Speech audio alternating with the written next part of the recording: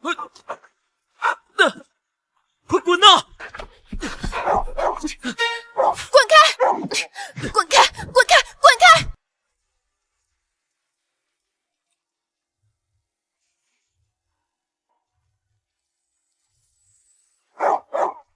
大小姐好大的威风啊！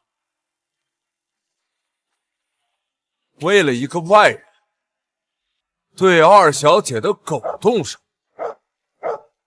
柴家的狗不拴绳，放任它到处咬人，丢尽的可是柴家的颜面。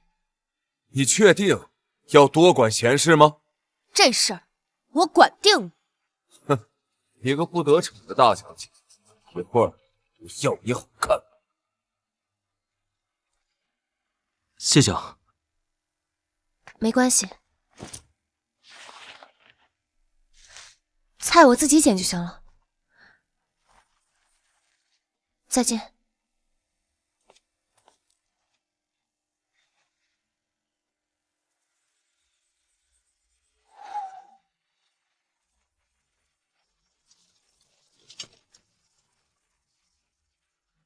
臭小子，别以为装成卖菜的我就找不到你，结婚当天必须给我到位，否则别怪我拿着鸡毛掸子来找你。都这样了，还把自己当柴家大小姐呢，竟然为了个外人欺负二小姐的狗，活该！不顾家规，顶撞长辈，家法伺候。我，哎呦，老爷，别打脸。哎，他的脸还有用。原来在这个家里，我连一条狗都不如，是我一直执迷不悟。小姐，小姐，小姐，我不嫁，我死也不嫁！他就是个臭杀猪的，浑身臭烘烘的，凭什么要嫁呀？老爷，你快劝劝婉婉呀！爸，爷爷老糊涂了，你也老糊涂了吧？那就是个落魄的杀猪户。我不管，周家的哥哥已经向我求婚了，我非他不嫁，要嫁也是他嫁，陪那个杀猪正好。云柔啊，你妹妹她性子烈，她真的会跳下去的。难道你真的就忍心看着这个家散了吗？三儿，那是你们的家，我的家早就散了。至于谁嫁过去，不是你们早就算计好了吗？你什么意思啊？谁算计你了？阿妈，你看他！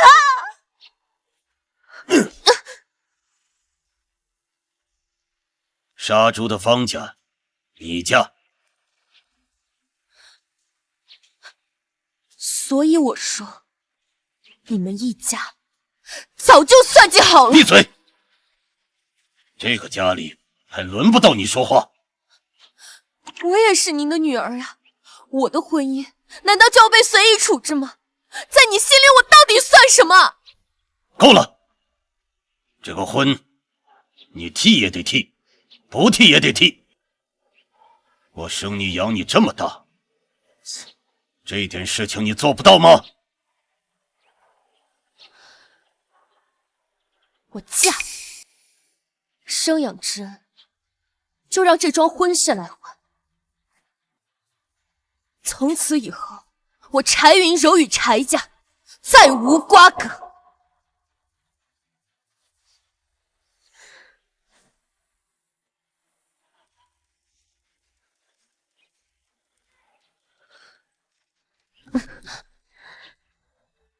姐姐，今天家里所有的车都要坐我的婚车，就没有车送你去那个农村的杀猪户了。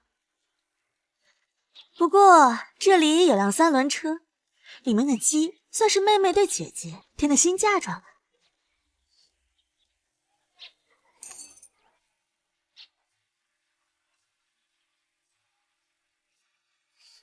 这样的羞辱我已经无所谓了，只要能逃离这个从来没有给过我温暖的地方，靠自己我会有更好的未来。至于你，一个靠男人的花瓶，真是可怜。哼！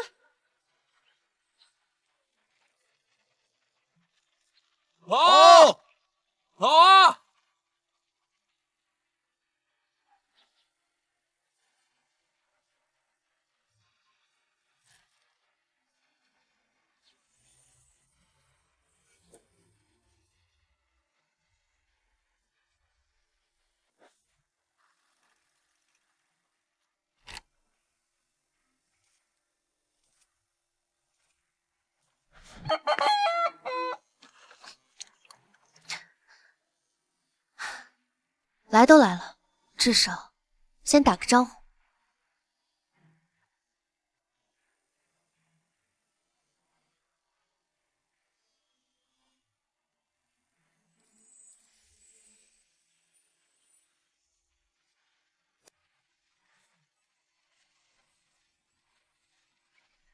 这怎么回事？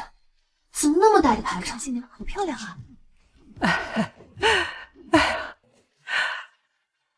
好孩子，欢迎欢迎，你总算来了。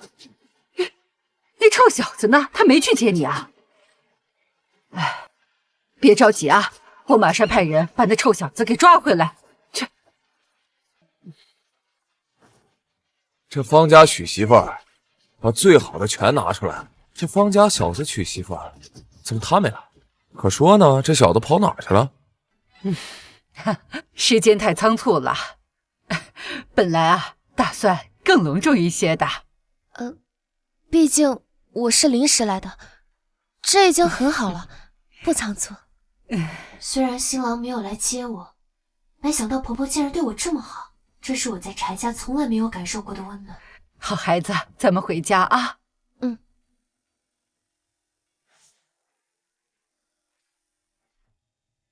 这是上等的海南黄花梨木吗？这是上等的海南黄花梨木，这可是真品啊！我没看错吧？这不是拍卖会上原墨青花瓷瓶吗？怎么会在这儿？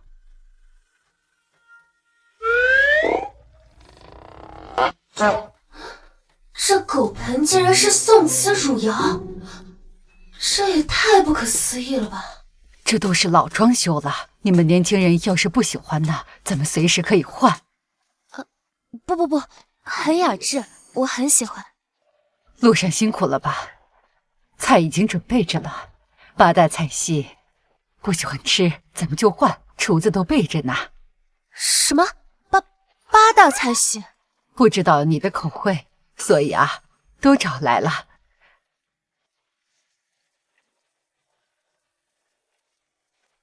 那吃饭前呢，总得有一些助兴的节目啊。来人，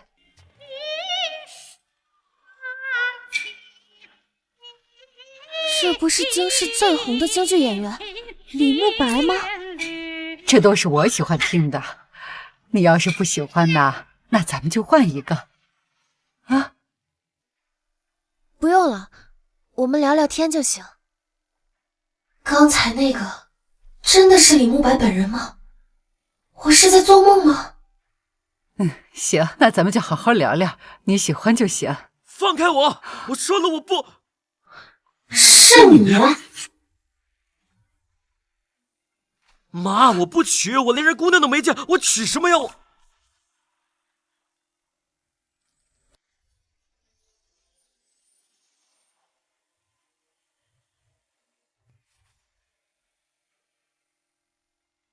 是你？等一下，我有那么可怕吗？你个混账小子，反了你了！好孩子，刚才没吓到你吧？哎，怪我没教好他，回头他回来呀，我非得扒了他层皮不可。这婚事啊，本来是以前定的，阿姨知道你们年轻人讲究自由恋爱，你要是不愿意呢，就把这儿当家，在这玩几天。回头我让他呀去你家把这事儿说清楚，不会让你为难的。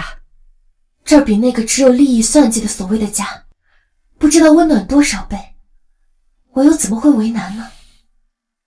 阿姨，我是愿意履行婚约的，但毕竟婚姻是2个人的事，总不能一个人一厢情愿吧？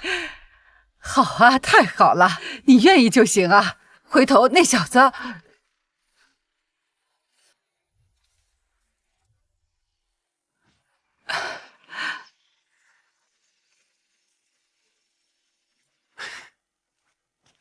玉柔，我给你送彩礼来了。这是什么情况？你个臭小子，我以为你干啥去了呢？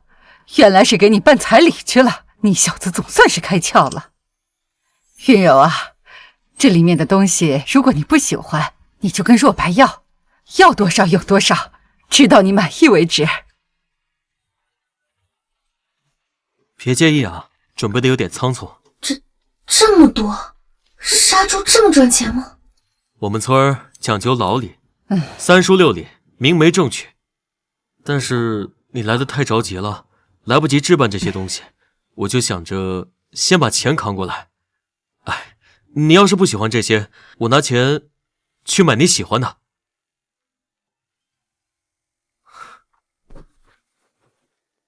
这是我奶奶传给孙媳妇的传家宝，我方若白拥有的一切，从今天起都是你柴云柔的。这太贵重了。不贵重，从我第一眼见你的时候，我就觉得它属于你。在绑回来的路上，我都想清楚了，跟订婚的新娘好聚好散。可我真的没有想到，我的未婚妻竟然是你。好了，现在一切都听你的，你怎么想？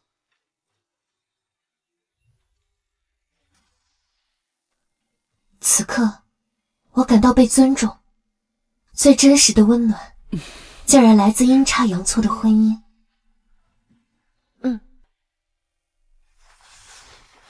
帮我戴上吧。傻小子还愣着干什么呀？哦，云柔这是答应你了，快给戴上。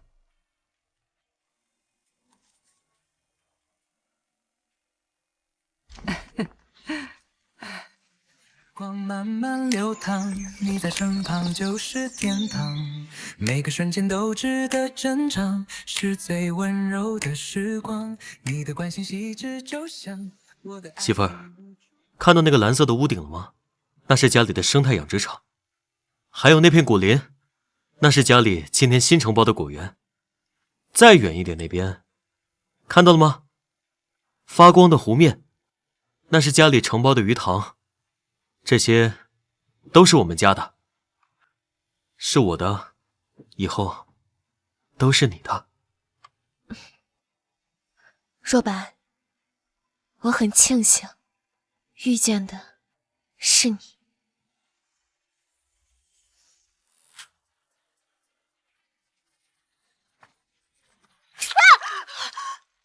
你干什么？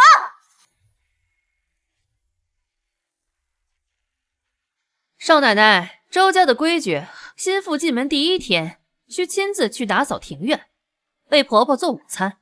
你疯了！我是来当少奶奶的，不是来当佣人的。哼，您当然是周家新进门的少奶奶，正因为是少奶奶，更应该谨守规矩。老夫人还有1个小时起床，请您赶紧去厨房为夫人准备午餐。凭什么？你一个下人还敢骑到我头上来了？信不信我让周杰开除你？这一巴掌是教您认清自己的身份和在周家的位置。我刘嫂在周家伺候老夫人20年，教训你一个不懂规矩的心腹绰绰有余。少奶奶，奉劝你识相点，否则就准备好上午风风光光嫁进来，晚上就灰头土脸被离婚吧。周家不缺一个不听话的摆设。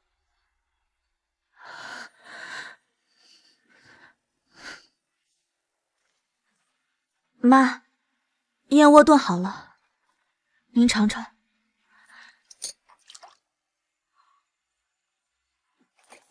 这么甜，齁死我呀！你想，连个汤你都不会炖，我真不知道我儿子娶你回来有什么用啊！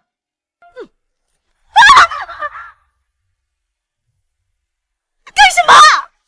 我来周家是当儿媳妇的，不是来给你当3气筒的。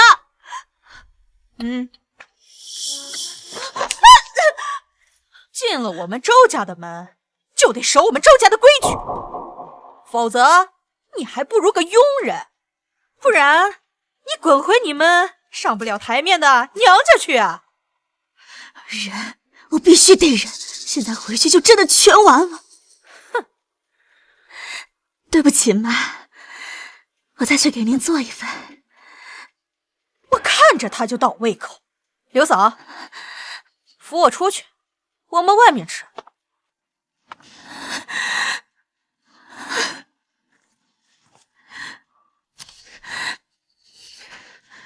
班花，班花，为什么所有人都念着他？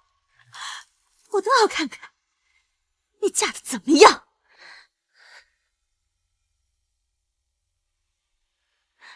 凭什么？凭什么我在这里受苦，他却过得这么好？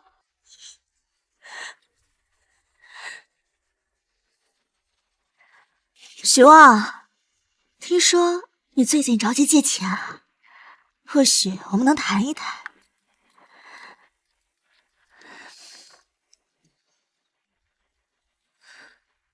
柴云柔，我一定要把你拖到泥里，等着瞧吧。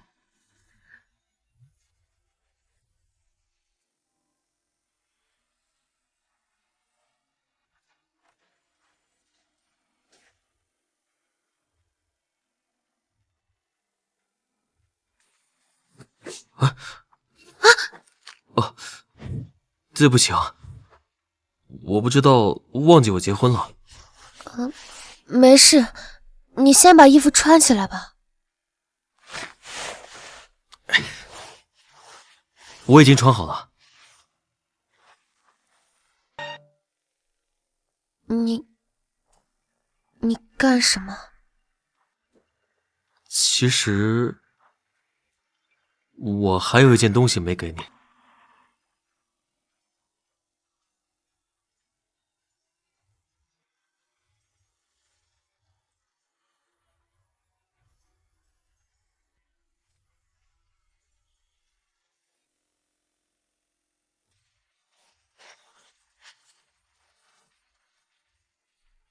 云柔，你脸怎么这么红啊？是不是发烧了？身体不舒服啊？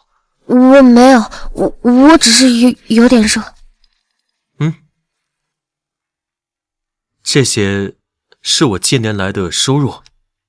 这张刚接手家里的生意，那个时候还不太会经营，只有个几千万，你拿好。啊？这张已经上道了，里面有1亿。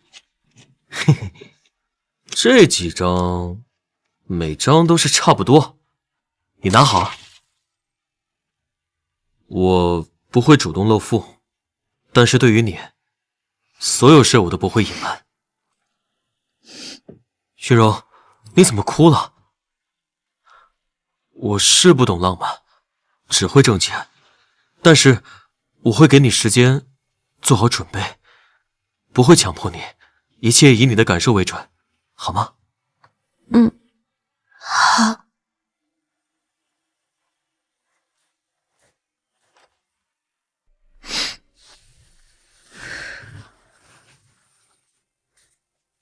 今晚我就出去睡了。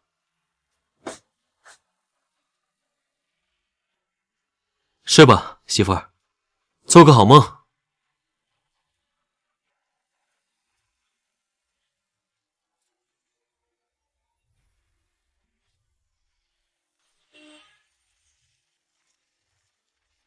哒哒哒哒哒。虽然方若白给了我很多钱，但自己能赚一点是一点，不能完全依赖他。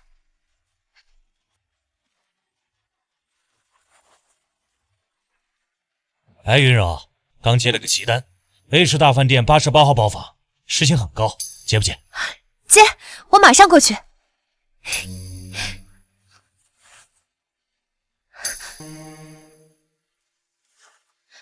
若白，我接到了个大单子 ，A 市大饭店，可能会晚点回家哦，我去赚钱啦。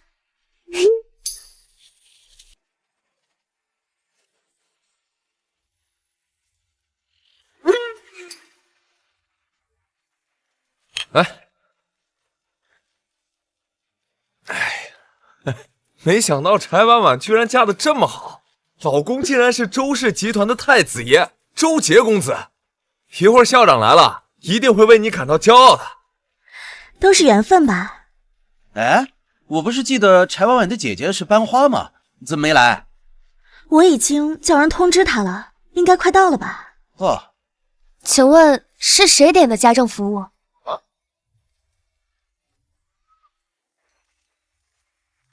你好，请问是谁点的家政服务？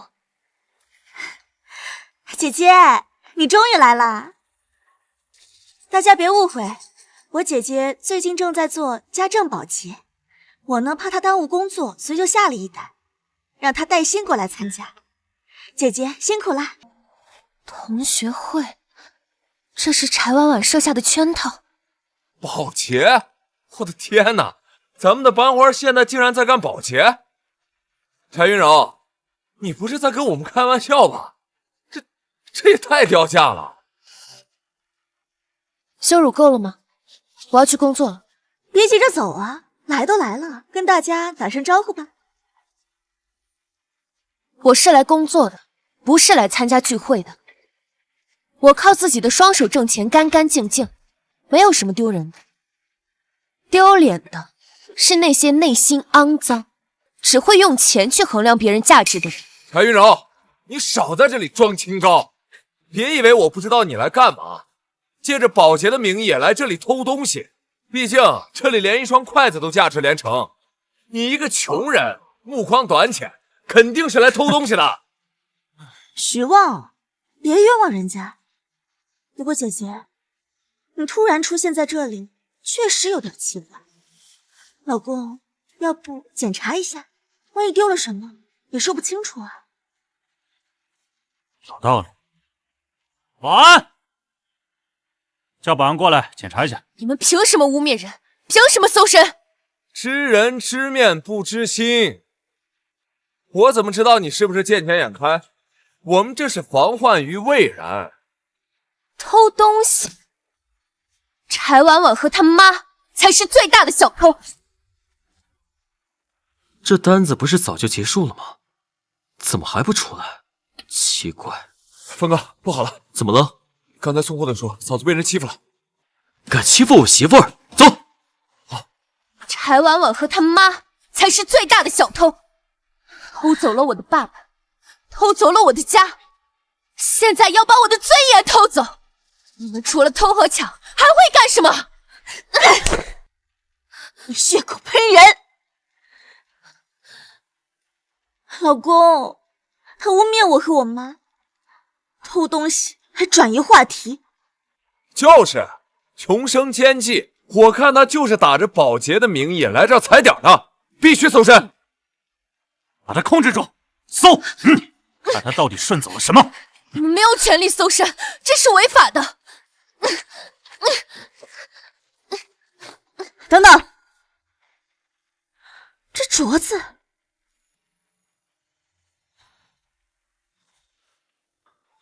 这镯子，冰兔飘花，极品的老坑翡翠，这太罕见了。你干什么？大家快看，我前几天丢了一只镯子，没想到原来是被你偷了呀！就是这种镯子，只能像婉婉这样的级别才配拥有。你一个保洁，你肯定是偷的。把镯子还给我！这是我婆婆送给我的，也是我老公亲手为我戴上的。你那个杀猪的老公，怕是杀100年猪都买不起这个边角料吧？还真是个小偷啊！哼，快报警吧！真是笑话，堂堂校花竟然沦落至此，真是让人唏嘘不已。我不是小偷，这镯子就是结婚那天我丈夫送给我的。如果你们不相信的话，可以让他和我婆婆来当面对质，我不怕被你们怀疑。叫你那个杀猪的老公过来陪你一起编故事吗？老公，你看他偷了我的镯子，还这么嘴硬，果然是穷山恶水出刁民。她嫁到那个乡下去，心都变黑了。她那个婆家肯定也不是什么好东西。好了，婉婉，别跟这种人生气。这只镯子是顶级的玻璃种帝王绿，这种成色和完成度，放眼整个华国都找不到几只，已经不能用金钱来衡量，是收藏级、传世级的珍宝。我们周氏集团想要收藏这种级别的翡翠，都得通过人脉和资源。你那个杀猪的老公，凭什么？除了我的婉婉，又有谁有这个能力？姐姐，我们姐妹一场，你现在跪下来，给我和我老公喝3个响头，再把镯子双手奉上。也许我可能只追责你一个人，放过你老公一马，不然凭我们周家的实力，想捏死你老公，那可是分分钟的事。不行，我不能连累方若白，他那么好，不能因为我被周家报复，他只是个本分人，怎么斗得过他们？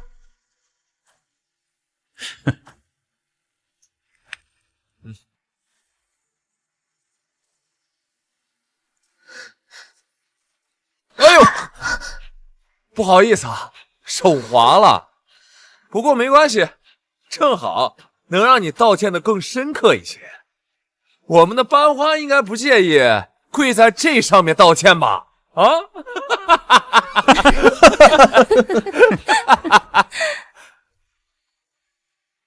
好，我跪。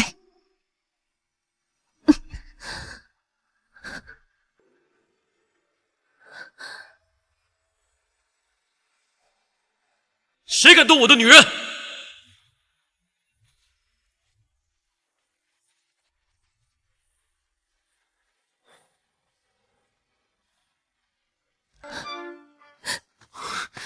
老公，你怎么来了？有没有受伤？我当是谁呢？原来是我那了不起的杀猪姐夫。你不在猪圈里待着，来这儿做什么？方若白是吧？我劝你带着你老婆赶紧滚蛋。今天这事儿，我看在好歹咱们有个亲戚关系的份上，不跟你们一般见识，否则真闹到报警，你老婆偷窃的罪名可就坐实了。走，当然会走。和你这些玩意儿待在一个屋里，我都嫌恶心。那么嚣张，这气势怎么看都不像是个普通杀猪佬啊！就是，柴婉婉的老公可是周氏集团的公子，他算是什么东西？哎呦喂，一个臭杀猪的还挺狂啊！今天是我们 A 市大学的同学会，识相的赶紧滚！一会儿等校长来了，看见班花成了贼，还带着个杀猪的老公，我们班的脸面都让你们丢尽了。当狗就安分点。主人没说话，在这阴阴狂吠什么？你要走可以，有2个条件。第一，把我送给我媳妇儿的镯子完好无损给我带回来。第二，你们俩给我媳妇儿道歉，求得她的原谅，否则今天你们一个也别想离开这儿。你以为你是谁啊？一个臭杀猪的，真把自己当成人物了。唉，穷酸夫妻，一个偷一个抢，你们还挺配啊。给你脸不要脸是吧？也不照照自己什么德行，让我周杰给你道歉啊！识相的赶紧滚，否则我让你那个破猪肉摊在 A 市混不下去。有本事试试。周氏集团是吧？我一个电话可以让你在 A 市永远除名。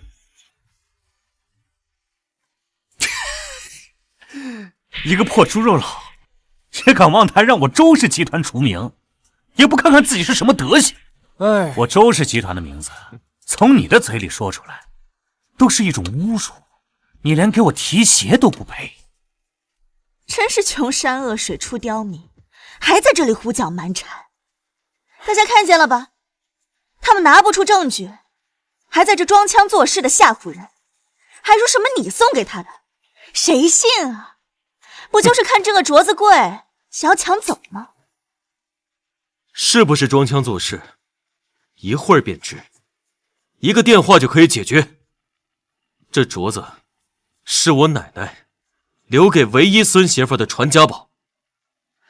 她老人家生前信佛，常年行善积德。A 市慈善总会档案室里有不少她带着镯子参加各种活动的合影，时间、地点、人物、物件都清清楚楚。柴婉婉，你敢等吗？没错，奶奶的照片就是最好的证据。你如果问心无愧，就等把照片取来当面对质。还有慈善机构的档案记录，这听起来不像是胡乱编造的。有这种照片，那这个镯子……哼，胡言乱语，唬人有什么用？事实胜于雄辩，打！不行，这个电话绝对不能让他打，一定要阻止他。好了，我都说了，这个镯子是我的，你们为什么还是不相信我？你不就是想要这个镯子吗？我给你！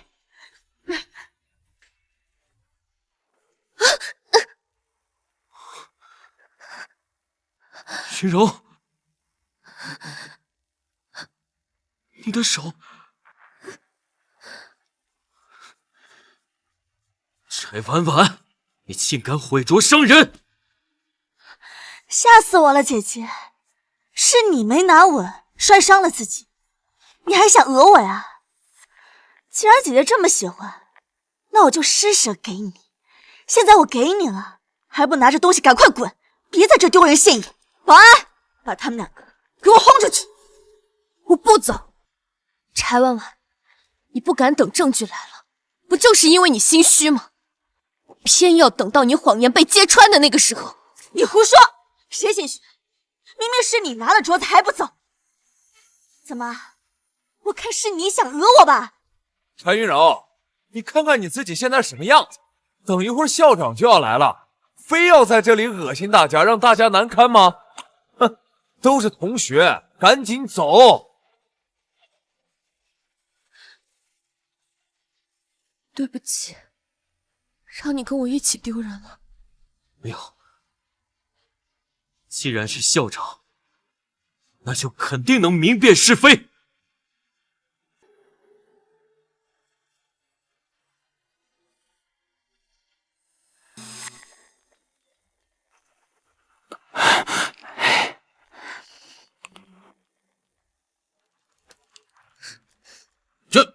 这是怎么回事？同学们，怎么闹成这样啊？校长，您可算来了，你一定要为我们主持公道啊！我姐姐她偷了我的传家玉镯，被我当场抓到，现在还赖在这不走。这镯子，这不是助学基金会创始人方老夫人一直戴的那个翡翠传家镯吗？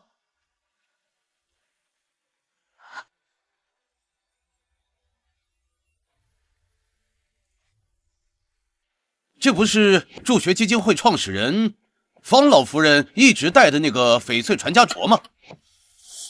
校长，这不可能！校长，你一定是搞错了。方若白的奶奶怎么可能是资助人？她就是一个臭杀猪的，她的奶奶也一定是乡下人。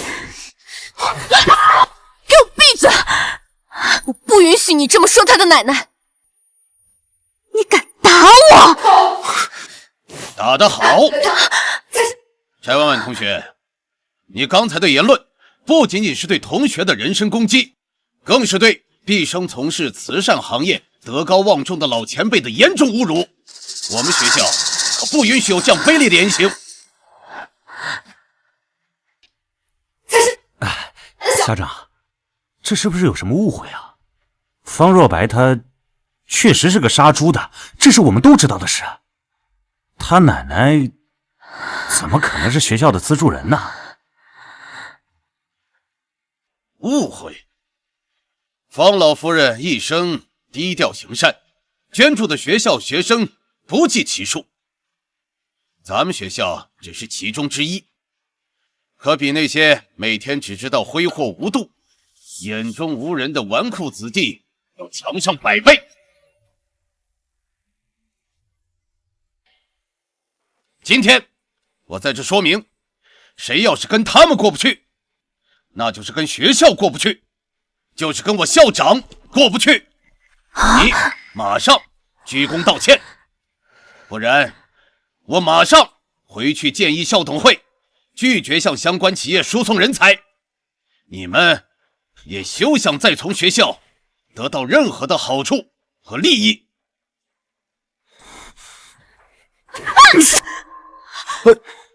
道歉。是他先欺负的我。周氏集团绝对不能因此跟江城大学结仇，否则你我都没有好果子吃。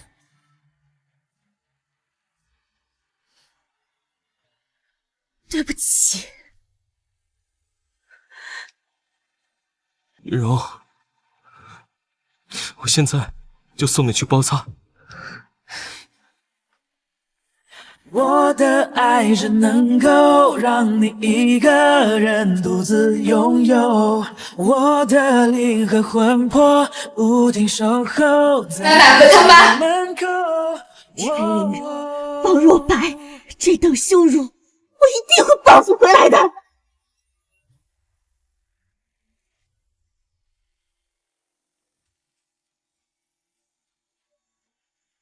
少爷、少奶奶，别怕，他们和你打招呼呢。这里也是你家？是我家，是城里的临时住所。妈平时喜欢清静，所以我就陪她住在乡下。嗯。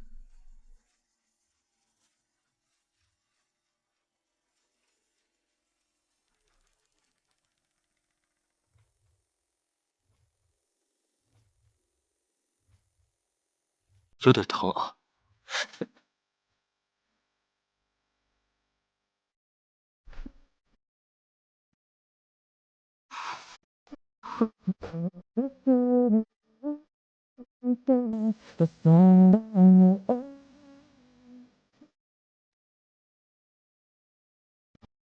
这会疼吗？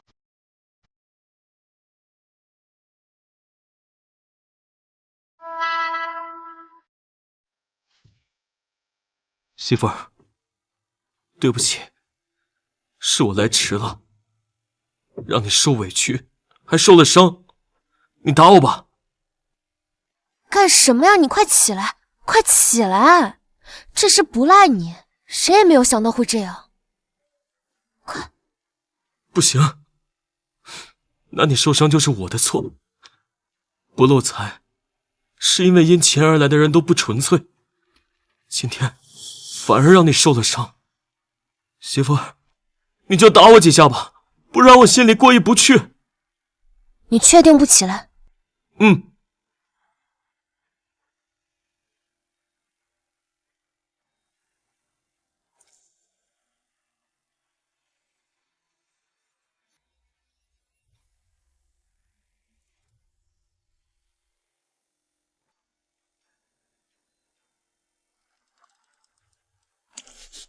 冯若白，我是你媳妇儿，所以都得听我的，对不对？对。所以我现在命令你，给我起来。从此以后，柴家人的那些人、那些事，跟我再无瓜葛。来。我的家人只有你和妈。再说了，总不能一直和路边的野狗论长短吧？他咬你一口，你还得咬回去啊。好，我们不和那些狗一般计较。但是从今天起，我就是你的依靠。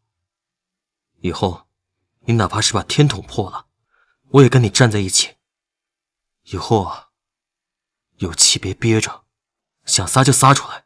一切有我。原来，这就是被人坚定保护的感觉。好。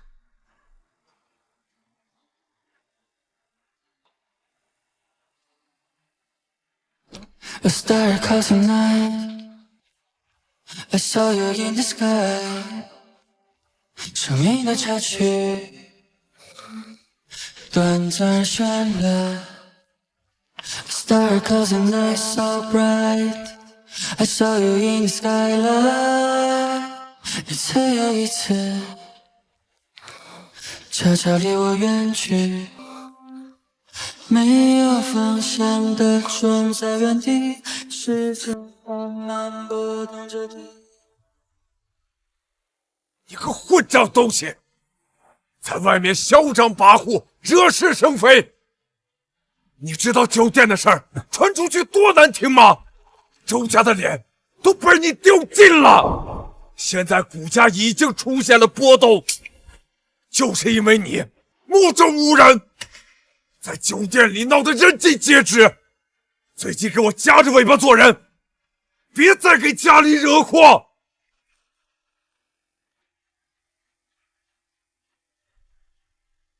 疼不疼啊？明明是那个柴云柔和方若白的错，要不是他们，咱也不会这么丢人。够了！周家的脸都被你丢尽了。基金会创始人又怎么样？能从皇帝远的，不就是个破杀猪的吗？此仇不报，我周杰名字倒着写。对，一定不能放过他们，要让他们付出代价。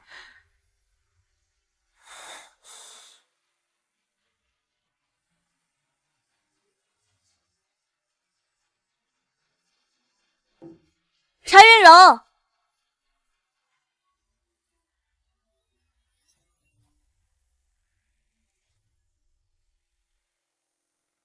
柴云柔，真是出门没看黄历啊！喂狗的时候也没一次性见过这么多。你骂谁是狗？谁应声我骂谁。怎么，脸没丢够？今天特意来找存在感的吗？柴云柔，别耍嘴皮子了。你老公不过是仗着死去的奶奶捐了几栋破楼，有什么了不起？说到底，还是个上不了台面的破落农村户。我老公至少靠的是自己的本事和祖上的应得，不像某些人绣花枕头一包草，光有家世没有内涵，除了仗着父辈的权势欺压弱小，你还会什么？离了周家，你算什么东西？好，很好，牙尖嘴利是吧？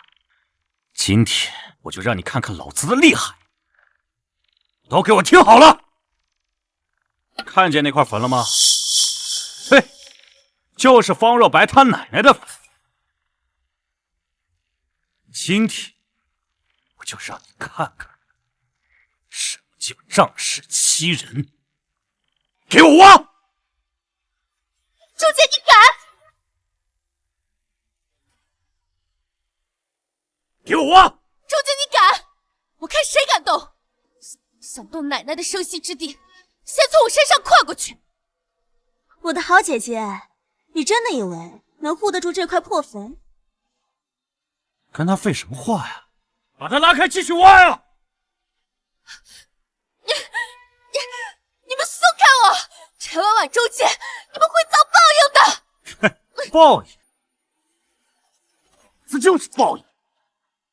今年这座山可是靠着周氏集团收购吃饭的。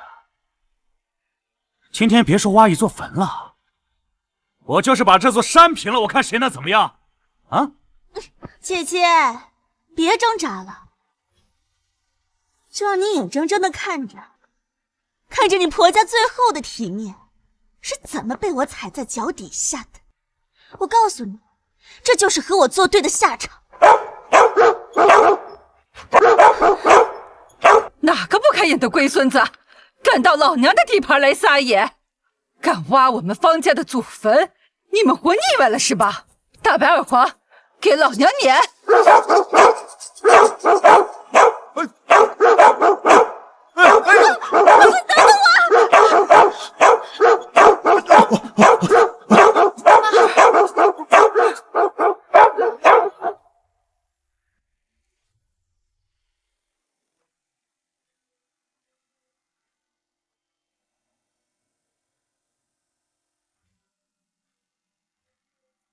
白哥，周氏集团的周鹏又派人给分公司递话，希望与您见一面，说是收获期要到了，得跟村子提前收获，姿态放得很低。让分公司晾着吧。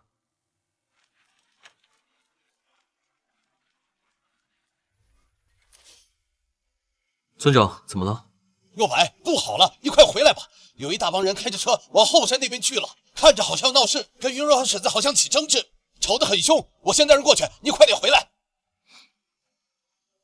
告诉周鹏，合作终止，要问原因就去问他的好大儿。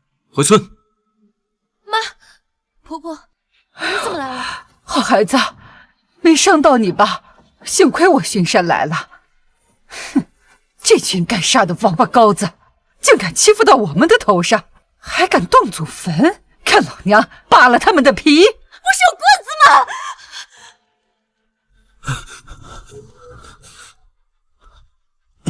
我告诉你们，你们谁敢再动我儿媳妇一下，动我家祖坟一块石头，我老娘就跟你们拼了老命了！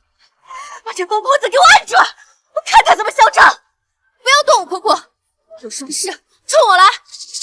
你们不要脸的东西，还敢欺负老人！你们算什么东西？给我打！周家赔得起，让他们知道得罪我周家是什么下场！打！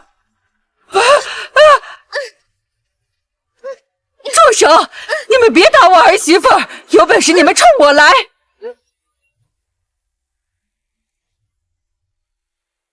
你们会遭雷劈的！一会儿我儿子来了，看他怎么收拾你们！你儿子？笑话！一个破杀猪的能把我怎么样啊？啊！住手！住手！住手！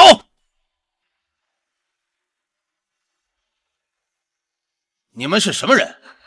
光天化日之下来我们方家村撒野，欺负老人，打女人，算什么东西？我当是谁呢？又是一群穷山恶水养出来的刁民。我告诉你，你们今天敢动我一下，你们今年一个子儿都别想挣到。一群土包子，还敢打我们，活该穷一辈子。有钱人就可以为所欲为吗？就可以随意打人，随意挖人祖坟吗？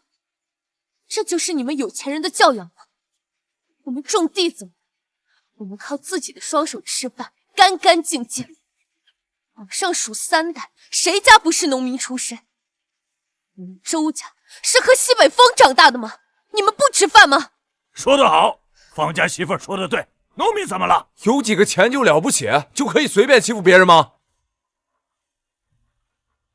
好，很好，你们不是横吗？靠着这片山头吃饭是吧？我告诉你们，今天你们敢动我一下，帮他们方家一下，今年你们所有山头、所有果园、所有田里种的东西，我周氏集团一颗都不会少。我让你们地里的东西全部烂在地里，我看你们拿什么吃饭？喝西北风去吧。周氏集团确实是附近几个村子农产品的主要供应商，这人说的是真的吗？对呀，我家果子再不摘就要坏掉了，气势出了，孩子的学费可怎么办呢？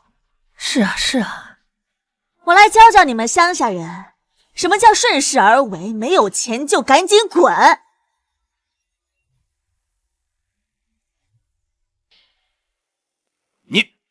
你仗着有几个臭钱就为所欲为，还欺负上人了，简直是无耻！穷就要有穷的觉悟，村长，您身为一村之长，要为村民们考虑啊！今天只要他们2个跪下，把我们鞋上的泥擦干净，再乖乖的看着把这破坟给推平了，我们周氏集团可以既往不咎。否则，欺人太甚，简直不是人！村长，这口气可不能忍呐，不能忍呐！乡亲们都静一静，放心，天塌不下来。他周氏集团不收，咱们村里会想办法，绝不会让大伙的血汗烂在地里头。对，咱们做人得有骨气。老东西，给你脸不要脸是吧？我可是带着人来的。既然闻的不行，那我就来武了。冤有头债有主，冲我来！村里的人都是无辜的，那可由不得你。怎么，有钱就是可以为所欲为？穷管谁？给我打！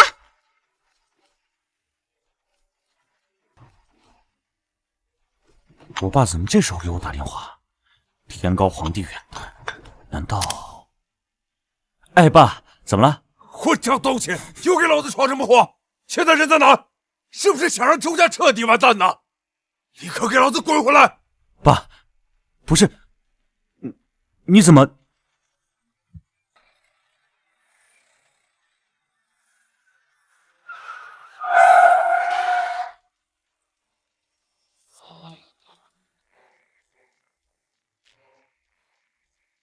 周杰、柴婉婉，你们真的欺人太甚！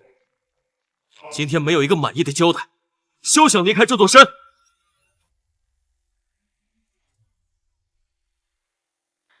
你来的正好，你看看你妈和你老婆干了什么事！我告诉你，这事没完！你们方家村出产的产品，我们周氏集团一颗都不会收，我看你们怎么活！周杰，你以为离了你们周氏集团，方家村就活不下去了？井底之蛙！乡亲们，都听好了，从今天起，所有原本周氏集团要收购的农产品，无论粮食、蔬菜、水果，我方若白全部按市场最高价收购。一分不会少。周家不要，我要。若白，你说的是真的吗？太好了，我们终于不用看周家的脸色了。怪不得我爸打电话骂我，原来是你搞的鬼！你抢了我周氏集团的订单！不是抢，是签。看清楚了，这是刚签的长期签约合同，涵盖了未来3年村里的所有产出，品质要求只会比周家更高，价格也会比周家更优厚。所以，跟村里合作，从这一刻起，正式由我方若白接手，周氏集团可以滚了。不可能！你怎么可能？乡亲们，就是这对狗男女，惊扰了方老夫人的安息，把他们给我抓起来，在方老夫人的坟前赔罪，然后给我轰出村去！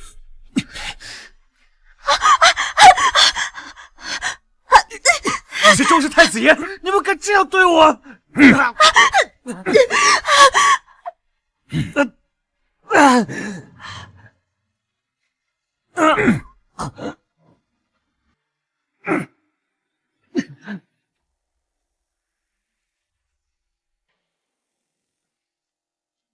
雪柔，我来晚了，让你受苦了。若白，我终于等到你了。Another day, 슬픈 말은 하지 말아요. So far away, 아무 말도 하지 말아요. 사랑이... 妈，云柔，咱们以后就安心住这儿。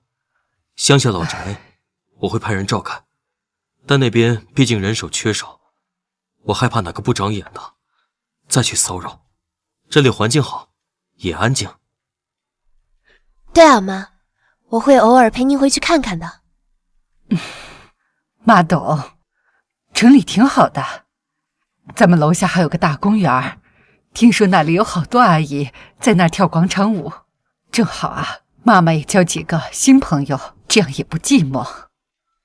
只要咱们一家人在一起，在哪儿都是家。妈，您说的对，您开心就好。大哥，周鹏又亲自打电话到公司，言辞恳切，几乎是哀求，希望可以再有一次和我们合作的机会，条件我们随便改。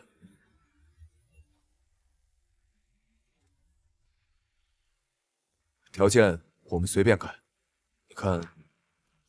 回复他，我的意思不变，周家这门亲戚，我高攀不起，我也不想和他们再有任何瓜葛，让他们好自为之。明白。妈，今晚你想吃点啥？怎么不然去外面吃吧？行，那就吃上次您说的那家涮羊肉。行。完了，全完了。方若白那边彻底回绝了，咱们集团超60%的上游供应链全都指望着他们村的货。现在合同断了，新的合作方一时半会儿根本连接不上，资金链马上都要出现问题了。周家怕是要毁在你这个逆子手里。爸，不怪我，都是他这个扫把星，要不是因为他，我怎么会去找柴云柔的麻烦，去挖他们方家的祖坟啊？都是这个贱人害的，爸。周子，你还是不是男人了？你也同意了的？你贱人！自从你进来，周姐就没过过一天安生日子。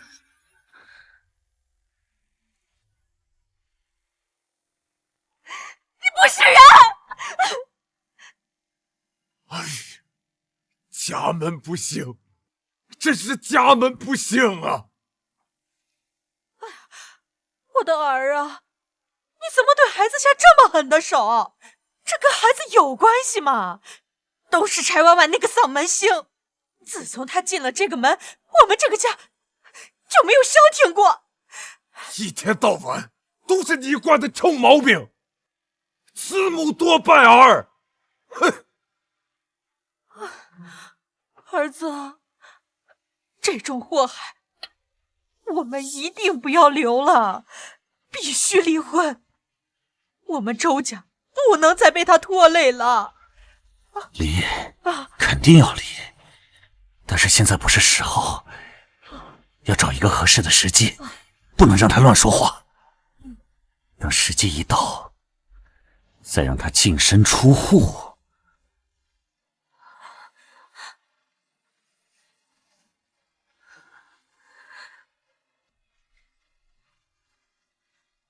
净身出户，不行，我绝对不能。离了周家，我就真的一无所有，我会被所有人嘲笑死。我不能失去这一切，不能。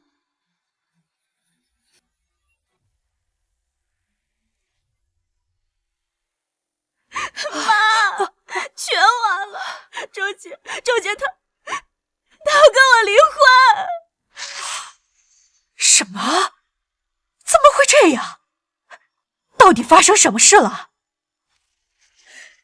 都怪那个柴云柔，他抢了周家的合同。现在周姐和他妈都商量好了，他让我净身出户。妈，我不能离婚，我要离婚就什么都没有了。柴云柔，又是这个小贱人。对，妈，你一定要帮我挽回周姐，不能被赶出周家，绝对不能。放心，爸爸一定会帮你的。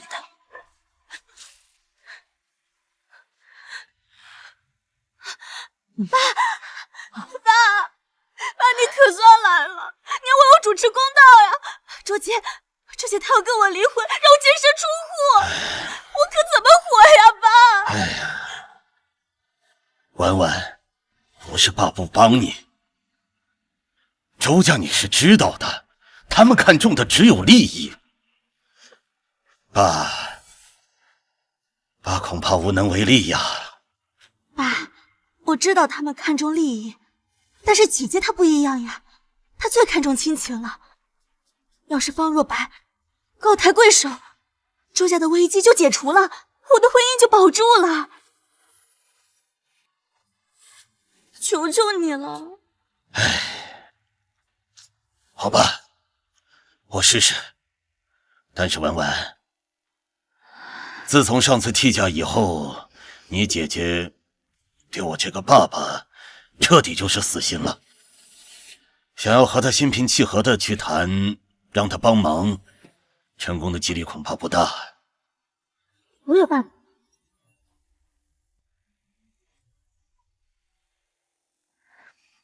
心平气和的谈肯定是不行。他不是看重亲情吗？那就用亲情拿捏他。爸，您装病，中风。哎呀，就算他再怎么恨你，他也不能看着自己亲生父亲病危不管不顾吧？爸，这个主意好，建国。婉婉这主意好，建国，为了女儿，你就委屈一次嘛。爸。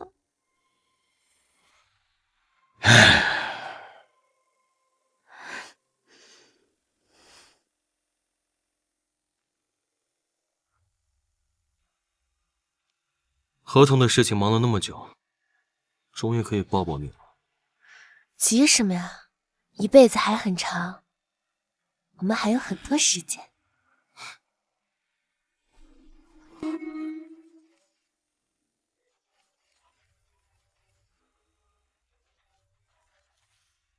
云柔，云柔不好了，你爸爸他突然中风了，医生下了病危通知书，他嘴里一直念叨你的名字，你快来医院看看他吧，桑阿姨求你了。在哪家医院？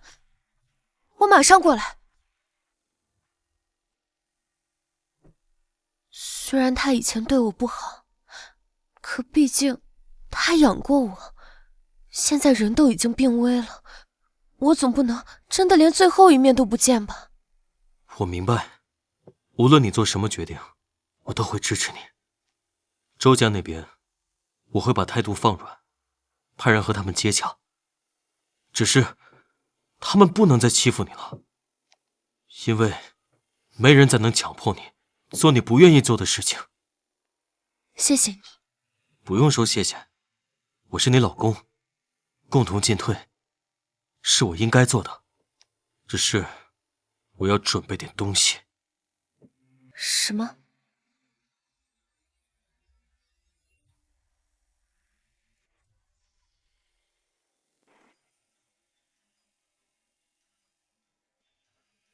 以防万一，必须得留有后手。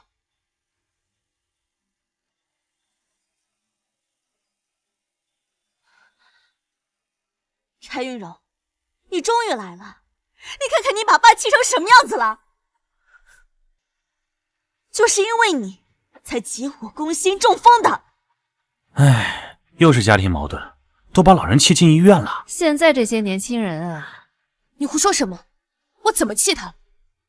我胡说，要不是因为你和你老公步步紧逼，抢我们家生意，把我们家往死里整，你觉得爸是怎么病倒的？现在我们家终于垮了，你满意了吗？这一切都是你咎由自取，跟我有什么关系？跟你没关系。你敢说你没抢我们家生意吗？你说呀！小伙子，这就是你的不对了。再怎么说，你也不能把自己家人往绝路上逼啊。就是啊，都是一家人，有什么话不能坐下来好好说的。唉。姐姐，算我求你了，你发发慈悲，就算积点德，只有你和姐夫能救我们，把我们周家的生意还给我们吧。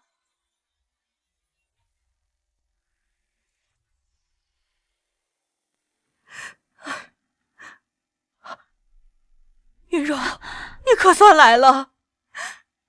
你爸爸他刚才醒了一下，嘴里一直念叨着说对不住你，可是他更放不下这个家，放心不下婉婉。若白阿姨以前做的是不对，可是千错万错，见过她现在是个病人，医生说了，她这个病最忌讳的就是情绪激动，如果再受刺激，恐怕真的就回天乏术了呀！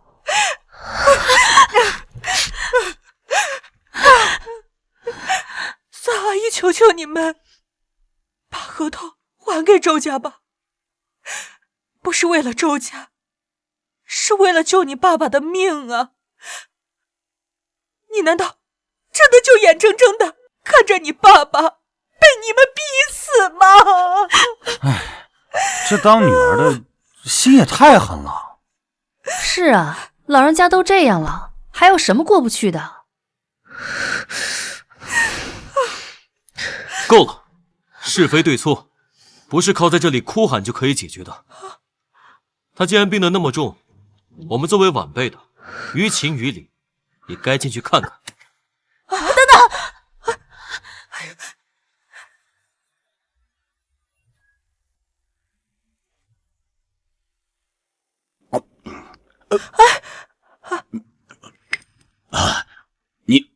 你们都来了。岳父，您这病好得挺快啊。这苹果甜吗？耍我有意思吗？我要走。你不能走！你们到底想让我怎么样？云柔，哎呀，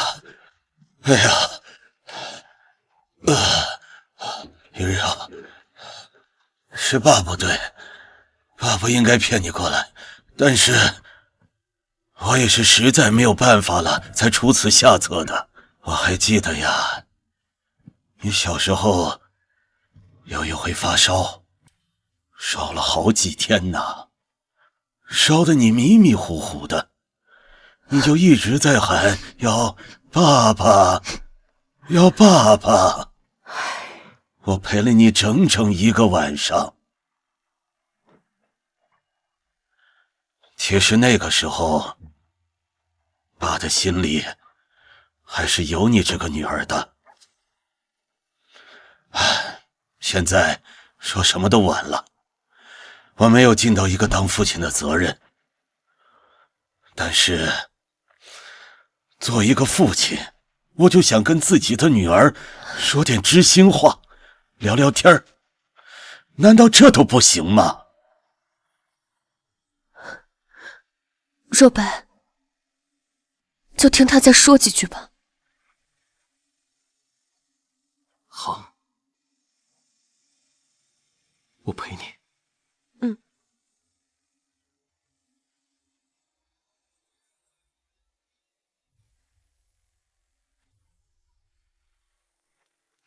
好，我陪你。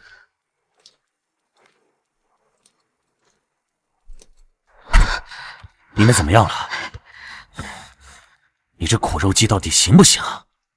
我刚才接到电话，说我们跟总公司那边还有合作，事情应该是有转机了。转机？就那点接触，顶什么用啊？不把方若白踩在脚底下，让他永无翻身之日，我们凭什么拿捏柴云柔？又怎么100%确保周家和你我的将来？你最好这个计划能成功，否则下一次我们就民政局见。放心吧，我妈已经偷偷在里面直播了，到时候在舆论和亲情双重压力下，我就不怕柴云柔不妥协，不怕方若白不屈服。真聪明，不愧是我老婆。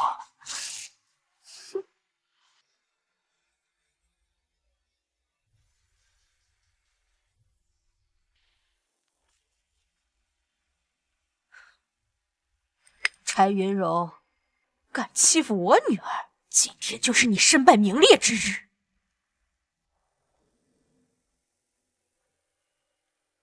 我知道你现在日子过好了，也有本事了，可是你不能这么看着柴家垮掉啊，不能看着你妹妹的婚姻就这么散掉。你能不能伸出一把手，帮爸一把，帮柴家一把？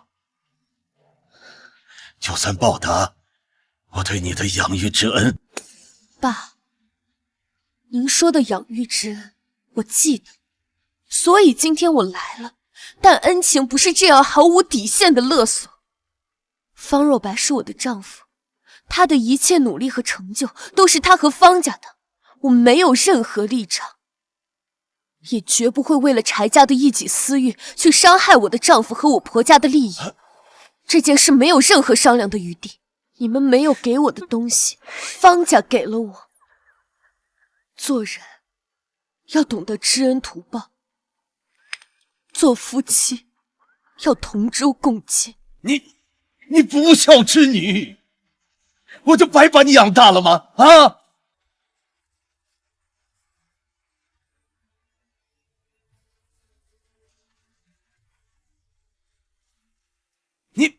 你不孝之女，我就白把你养大了吗？啊！爸，你好点了吗？你感觉怎么样了？特意来看您来了。不比那些人，我们可是尽力帮助柴家的。爸，您别生气，为了某些人不值当生气。我们周氏集团已经和总公司取得了联系，转机就在眼前。不像某些人凭借运气拿到一些单子就目中无人，连孝道都不顾。总公司？没错，都是合作商。你们只不过拿到了分公司的合同，而我们即将被总公司追进。可笑！我本以为你们周氏集团已经收了我，没想到痴心妄想，得寸进尺。走吧，媳妇，这里狗太多，我害怕被咬。你走？哼，恐怕是没那么容易。刚才你们两个冷酷无情的丑态，都已经全程被我直播出去了。识相的，乖乖的把合同还给周家，不然舆论的口水都能把你淹死。单子照样是周氏的囊中之物。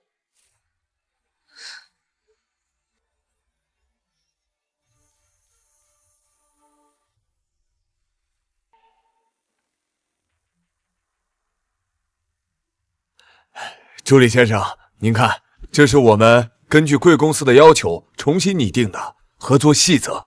请放心，我们周氏已经拿出了最大的诚意。之前呢，都是犬子无知，多有得罪，还望您海涵。是我们总裁看您做事不错的份上，让我们与您接洽。要谢就谢我们总裁吧。不好了！直播平台突然爆了，周家公子刚才在医院对方总出言不逊，态度极其嚣张，现在舆论已经开始发酵了。啊！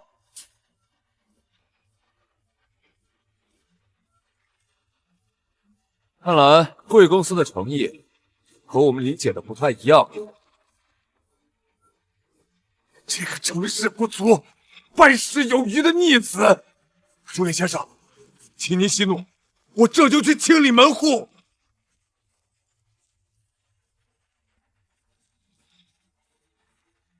方若白，我劝你识相呀！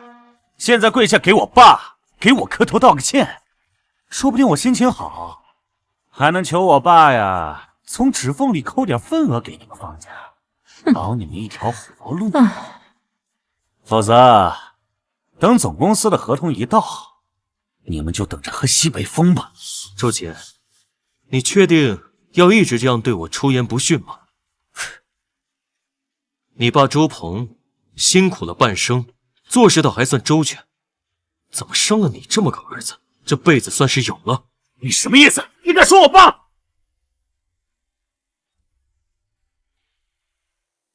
你什么意思？你敢说我爸？方家不稀罕你们施舍的份额，我们没有金山银山，但我们可以靠自己的双手脚踏实地的挣钱，每一分都干干净净。若白，我们走。你们赶紧走，回去杀猪喂鸡，才是你们该有的日子。对了，忘记告诉你们，我兜里的录音笔，从我踏入医院的第一步开始，就已经开始工作了，以防某些人颠倒黑白。你现在该担心的恐怕不是我，该自求多福的是你们。竟然录音！不然呢？被你们冤枉吗？我已经受够了你们无限次的骚扰，我只想跟我老公好好的过日子，这一切都是你们逼我的。不可能，这不可能，不道德绑架的爸爸，心肠歹毒的后妈，善妒愚蠢的妹妹，还有无理取闹的妹夫。如果你们再骚扰我，我就对你们不客气了。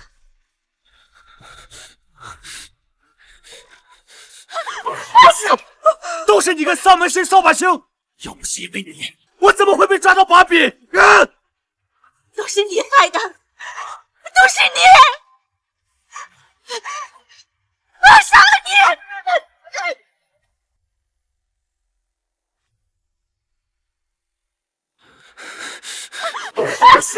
都是你这个丧门星扫把星！因为你，我怎么会被抓到把柄？啊！都是他，必须离婚，立刻，马上！我现在跟你没有任何关系，柴家的事，休想再连累我！都是柴云荣，都是你害的，都是你！我杀了你！啊！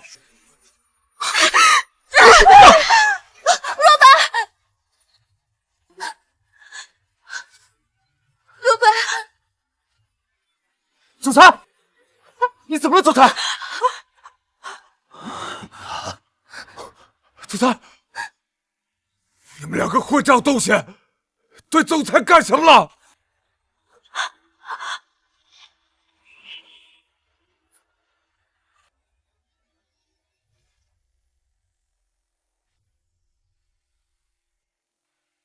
你们两个混账东西，对总裁干什么了？这不可能！这不可能！他就是一个臭杀猪的，一个乡下的泥腿子而已。他不可能是总裁！你们骗我！你们合起伙来骗我！不可能！这不可能！爸，这不关我的事啊！是这个疯娘们，是她拿刀杀了方总，她杀人，这不关我的事，跟我一点关系都没有。我打死你，混账王八蛋！周家的列祖列宗被你气得从坟地里爬出来了。直播里你那个丑恶的嘴脸，我看得清清楚楚。我周鹏怎么生了你这种废物？爸，快叫医生！叫医生，立刻！然后报警，现在就打110。你们故意杀人未遂，现场人证物证俱在。柴婉婉、周姐，你们准备把牢底坐穿吧！这一次我不会再给你们任何机会。建国，你说话呀！这就是你的好女儿，她是想把咱们全家都逼死。她把婉婉送去坐牢，这事要传出去，咱们柴家怎么才实力足啊？婉婉这辈子就毁了呀！云柔，你真的要如此狠心，赶尽杀绝吗？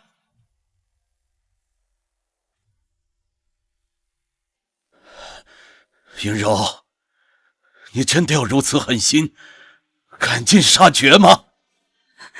她可是你血脉相连的亲妹妹，你能不能看在爸爸，看在我的面上？从你让我替嫁的那一天起，我的恩情就还完了。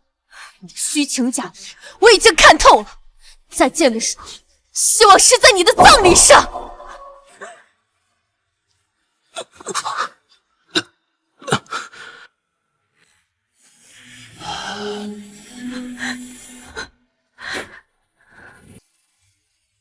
从此以后，我的家人只有方家。云柔，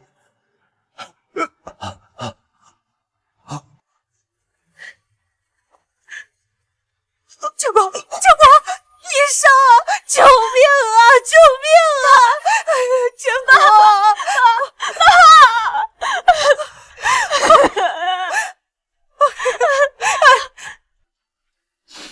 不怪我，如果不是我，若白他就不会。如果他有什么事，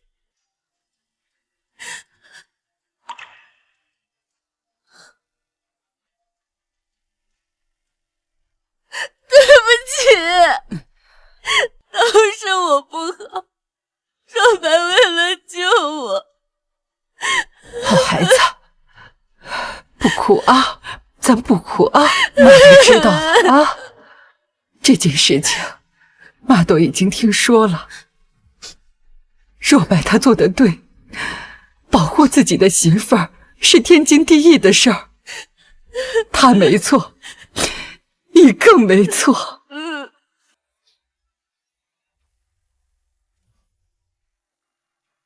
保护自己的媳妇儿是天经地义的事，她没错，你更没错。错的是那些黑了心肝、处处算计的人。把腰杆挺直了。若白，她福大命大，她肯定会没事的啊。等若白好了呀，咱们一家人就一起好好过日子。有妈给你撑腰呢，我看以后谁敢欺负我领家新的孩子，领家新的儿媳妇。谢谢妈。哭吧，哭出来就好了，有妈在呢啊。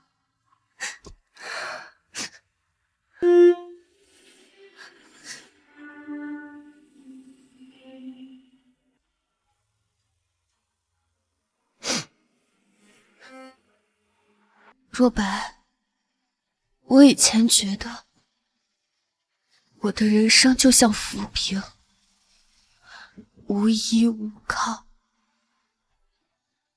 但自从遇见了你，遇见了妈，我就知道家是什么样子，被人无条件的爱着、护着是什么感觉。所以你不能丢下我。你不是说要陪我一辈子吗？如果你敢抛下我，我就罚你跪一晚上的搓衣板。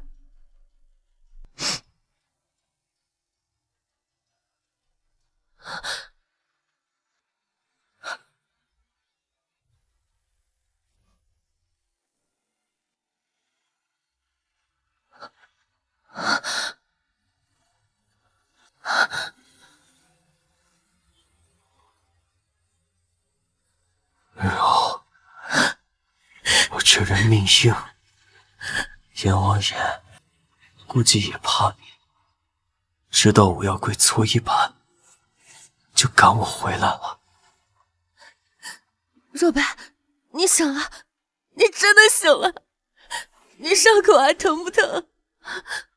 我去叫医生。医生，医生！别急，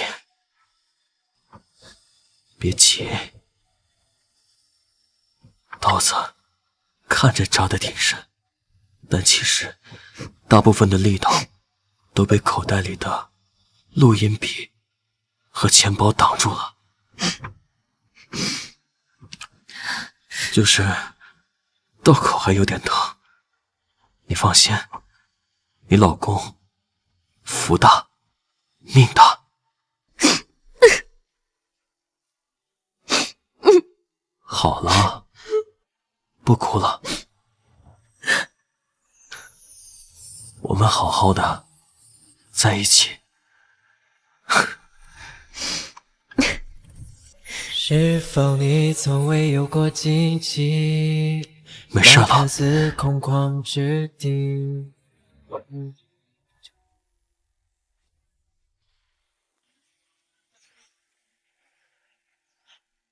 来，尝尝甜不甜？我媳妇味的，什么都甜。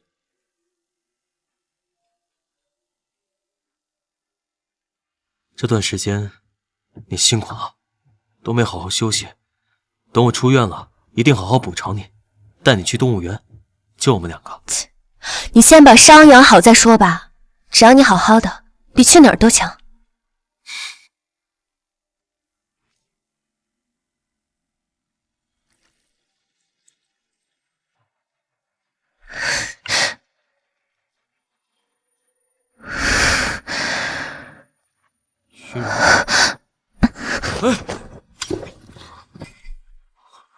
虚荣，虚荣，虚荣，医生，医生，来人呐！来人呐！医生！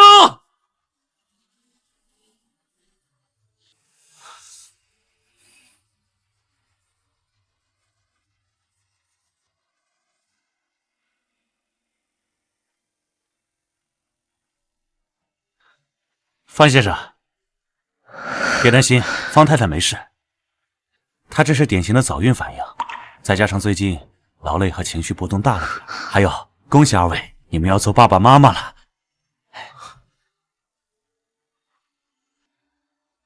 我怀孕了。我怀孕了吗？真的，我要当爸爸了。是的，方先生。君柔，你听到了吗？我要当爸爸了，我们要有自己的孩子了。我要当爸爸了。我听到了，若白，我们要有宝宝了。宝宝，我是爸爸，你在妈妈肚子里要听话哦，不许折腾妈妈。要是你折腾了，等你出来，爸爸要打你屁股哦，要挨鸡毛掸子的。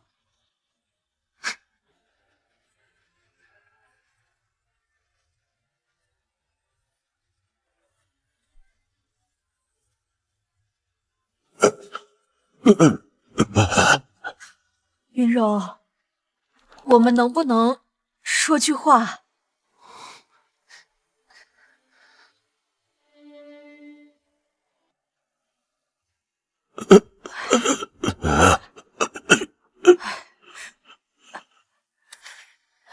云柔，若白，我求求你们，求求你们高抬贵手，放过婉婉吧。求求你们高抬贵手，放过婉婉吧。结果他已经这样了，柴家也垮了。婉婉她知道错了，她真的知道错了。她还那么年轻，她不能一辈子都待在监狱里。我求你们了。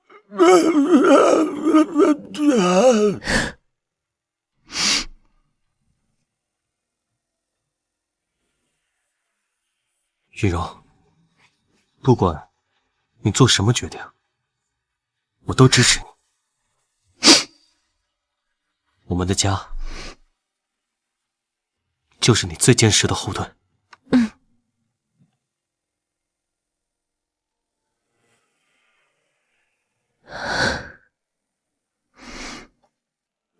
让什么我错了？天心，对不起。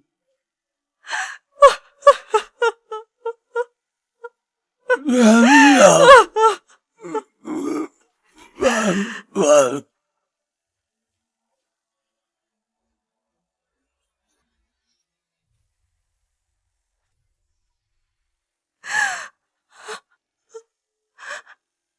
云柔，千错万错都是我的错，是我没有教好婉婉，是我心胸狭窄。要怪你就怪我吧，要报复你就冲我来，我愿意为他去坐牢，给婉婉一条生路吧。婉婉她可是你唯一的亲妹妹呀。这一刻，我终于知道了什么叫释怀，不是迟来的道歉，而是因为我不会再奢望他们给我爱。既然没了爱，那便不会有恨，那我也不恨他们了。爸，你的道歉我听见了，但有些伤害不是一句对不起就能抹去的。柴婉婉触犯的是法律，她持刀未遂，证据确凿。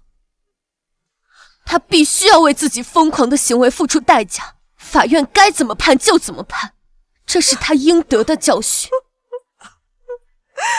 但看在你生养我的份上，看到你如今得到报应，风烛残年的份上，我承诺，我会给你请最好的医生和护士为你治疗，并承担后续所有的医疗费用，并且我会保障你和曲阿姨基本体面的晚年生活。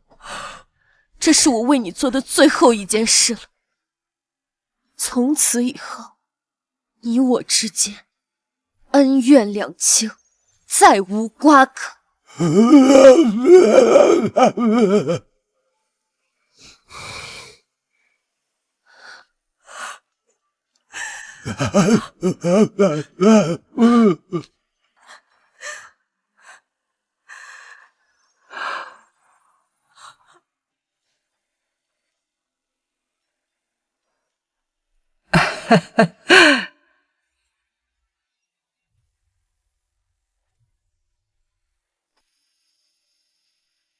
往中间挪一点儿。夫人，您看这儿行吗？对。哎，就要这个喜庆劲儿。哎呦，我的2个大宝贝儿来了。慢点儿，慢点儿啊！若白啊，你扶稳点儿。妈，哪是2个宝贝，这明明有3个嘛！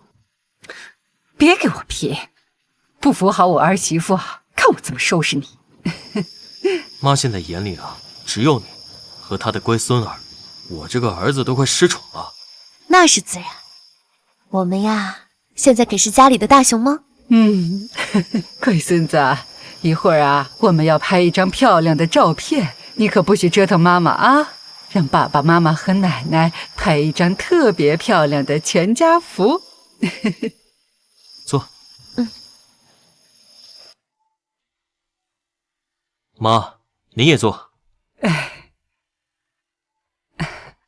来，摄影师，帮我们拍一个全家福。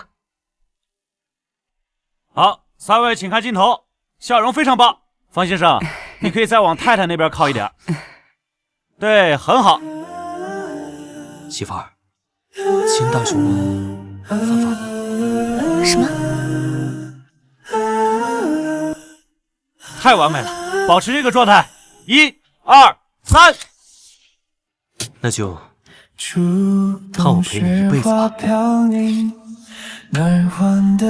曾经，我仿佛是命运的弃子，是无根的浮萍，在风雨中飘摇，不知归处。